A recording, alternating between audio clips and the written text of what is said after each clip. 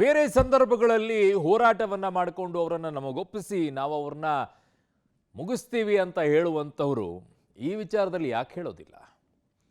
Social ಮೀಡಿಯಾದಲ್ಲಿ ಯಾರೋ ಒಬ್ಬ ಪೋಸ್ಟ್ ಹಾಕಿದ ಅಂತ ಹೇಳ್ಬಿಟ್ಟು ಪೊಲೀಸ್ ಸ್ಟೇಷನ್ಗೆ ನುಗ್ಗಿ ಪೊಲೀಸ್ ವಾಹನಗಳಿಗೆ ಬೆಂಕಿ ಇಡುವಂಥವ್ರು ಈ ವಿಚಾರದಲ್ಲಿ ಯಾಕೆ ಧ್ವನಿ ಎತ್ತೋದಿಲ್ಲ? ದೆಹಲಿಯ ಕೆಂಪುಕೋಟೆ ಬಳಿ ಸ್ಫೋಟ ಪ್ರಕರಣ ವಿಚಾರಣೆ ಬಳಿಕ ಇಬ್ಬರು ವೈದ್ಯರನ್ನ ಬಿಡುಗಡೆ ಮಾಡಿದ್ದಾರೆ. Doctor ತಜ್ಮುಲ್ Malik, doctor Sajad ಅಹಮದ್ರನ್ನ release ಮಾಡಿ ಕಳಿಸಿದ್ದಾರೆ.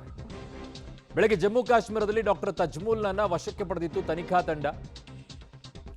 ದೆಹಲಿಯ ಕೆಂಪುಕೋಟೆ ಬಳಿ ಸ್ಫೋಟ ಪ್ರಕರಣಕ್ಕೆ ಸಂಬಂಧಪಟ್ಟಂತೆ ಇಬ್ಬರನ್ನ ವಶಕ್ಕೆ ಪಡ್ಕೊಂಡಿದ್ರು ಜಮ್ಮು ಕಾಶ್ಮೀರದಲ್ಲಿ. ಇಬ್ಬರನ್ನು ಕೂಡ ವಿಚಾರಣೆಗೆ ಒಳಪಡಿಸಿ ಅವರನ್ನ ಮತ್ತೆ ಬಿಟ್ಕಳುಹಿಸಿದ್ದಾರೆ. ಬಟ್ ಅಬ್ಸರ್ವೇಷನ್ ಇರಬೇಕು. ಈ ಅಬ್ಸರ್ವೇಷನ್ ಏನಾದರೂ JNU ಅಲ್ಲಿ ನಡೆದಂತಹ ಭಾರತ್ ತೆರೆ ತುಕಡೆ ತುಕಡೆ ಕರೆಂಗೆ ಅನ್ನುವಂಥ ಗ್ಯಾಂಗ್ ಮೇಲೆ ಇದ್ದಿದ್ದರೆ, ಈ ಅಬ್ಸರ್ವೇಷನ್ನು